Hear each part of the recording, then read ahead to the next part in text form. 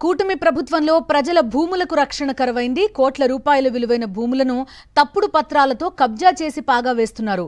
ముఖ్యమంత్రి చంద్రబాబు సొంత జిల్లాలోనే ఈ తరహా భూ వివాదాలు వెలుగుచూడడం స్థానికంగా చర్చనీయాంశంగా మారింది.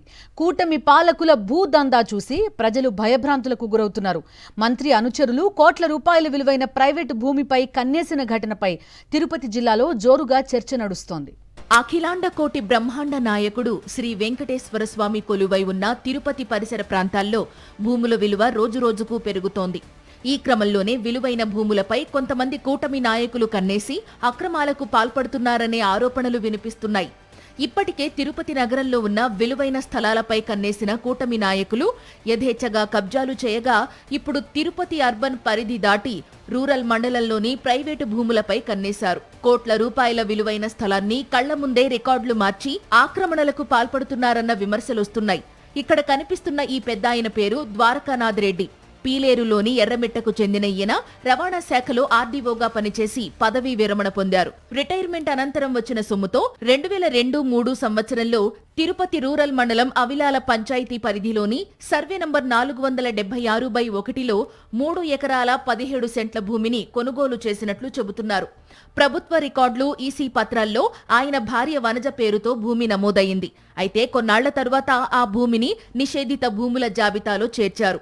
గతంలో ఎలాంటి వివాదాలు లేకుండా ఉన్న ఈ భూమిపై కూటమి ప్రభుత్వం అధికారంలోకి వచ్చిన తరువాత కొందరు కన్నేసి నిషేధిత భూముల జాబితాలో చేర్చారని బాధితులు చెబుతున్నారు. ఇంతలోనే 1986 నాటి సేల్ డీడ్ను రద్దు చేస్తున్నట్లు తిరుపతి రూరల్ తహసీల్దార్ నోటీసులు జారీ చేశారు. ఇదే భూమి గతేడాది ఆగస్టులో కృష్ణా జిల్లా కైకలూరుకు చెందిన దోనెపూడి విష్ణు శివనాగప్రసాద్ పేరుతో 35 మంది ద్వారా రిజిస్ట్రేషన్ జరిగింది. ఆధార్, పాన్ వంటి పత్రాల పరిశీలన లేకుండానే రిజిస్ట్రేషన్ జరిగిందని బాధితులు ఆరోపిస్తున్నారు. దీనిపై న్యాయ పోరాటం ప్రారంభించిన బాధితులు కోర్టును ఆశ్రయించినప్పటికీ సరైన న్యాయం జరగలేదని వాపోతున్నారు. ఈ భూమి 2002 సంవత్సరంలో కొనుగోలు చేసినామండి. 2003 సంవత్సరంలో రిజిస్టర్ అయింది. అప్పటి నుంచి మా అధీనంలోనే ఉంది. మేము వెబ్లోకి ఎక్కించమని తహసీల్దార్ దగ్గరికి తిరుగుతానే ఉన్నాము.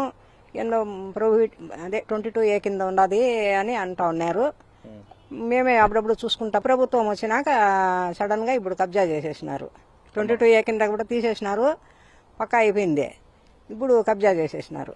తిరుపతి జిల్లా ఇన్ఛార్జ్ మంత్రి, రెవెన్యూ శాఖ మంత్రి అనగాని సత్యప్రసాద్ కనుసన్నల్లో తిరుపతి నగరంలో భూదందాను కొనసాగిస్తున్నారనే ఆరోపణలు వినిపిస్తున్నాయి.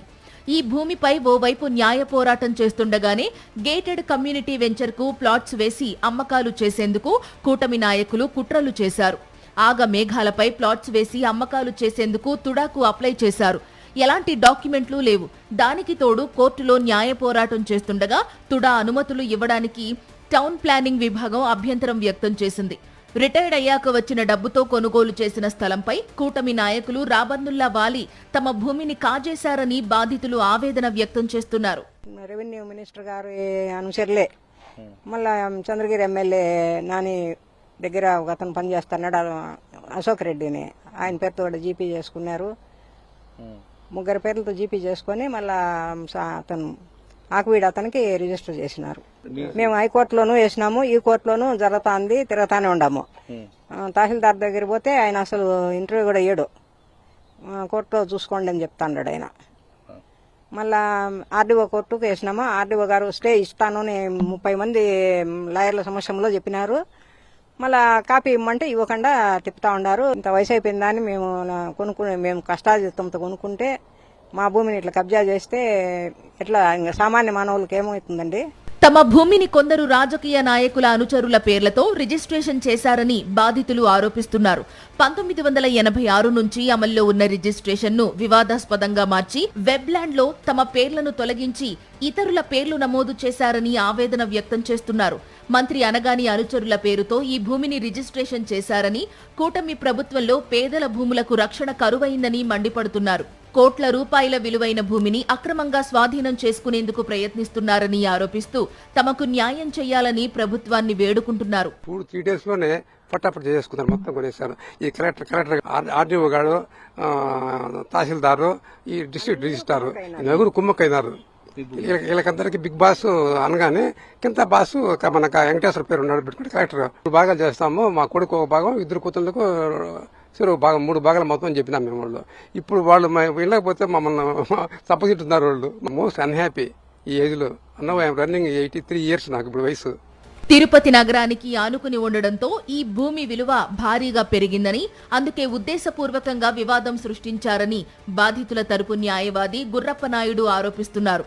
ఒకవైపు కోర్టులో కేసు నడుస్తుండగానే భూమిలో వెంచర్ ఏర్పాటు చేసి ప్లాట్లు విక్రయించేందుకు ప్రయత్నాలు జరిగాయని చెబుతున్నారు. 1986 నాటి డాక్యుమెంట్ ను రద్దు చేసే అధికారం తహసీల్దార్కు ఎలా వచ్చిందనే ప్రశ్నను కూడా లేవనెత్తుతున్నారు.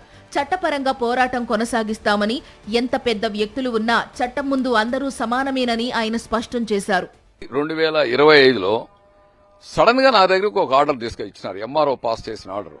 1986 సేల్ డీడ్ 40 ఏళ్ల తర్వాత నేను క్యాన్సిల్ చేస్తున్నానని చెప్పి ఎంఆర్ఓ ఆర్డర్ పాస్ చేశాడు. నేను చూస్తే ఆశ్చర్యపోయా, ఇదేంటి ఆర్డర్ అని. 25/8 సేల్ డీడ్ అవుతున్నట్లే అదే రోజు రెవెన్యూ అప్లైకి మార్చేశారు. ఆ మరుస రోజు ఎవరో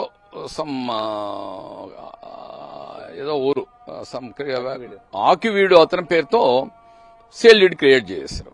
civil suit declaration, injection against government, అమ్మిన వాళ్ళు కొన్నోళ్ల మీద సివిల్ సూట్ పెండింగ్ ఉంది.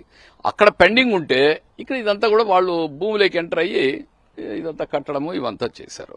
కోట్ల రూపాయల విలువైన భూములపై కన్నేసిన కూటమి ప్రభుత్వంలోని కొంతమంది చేస్తున్న ఆగడాలు ప్రస్తుతం తిరుపతి జిల్లాలో హాట్ టాపిక్ గా మారింది. ఈ వ్యవహారంపై ముఖ్యమంత్రి చంద్రబాబు, ఉప ముఖ్యమంత్రి పవన్ కళ్యాణ్ ను కలిసి న్యాయం కోరతామని బాధితులు చెబుతున్నారు. న్యాయం కోసం వైఎస్ఆర్సీపీ నాయకులను కలుస్తామంటున్నారు బాధితులు. మరిన్ని అప్డేట్స్ కోసం ఛానల్ ను సబ్స్క్రైబ్ చేయండి. నోటిఫికేషన్స్ కోసం బెల్ ఐకాన్ పై క్లిక్ చేయండి.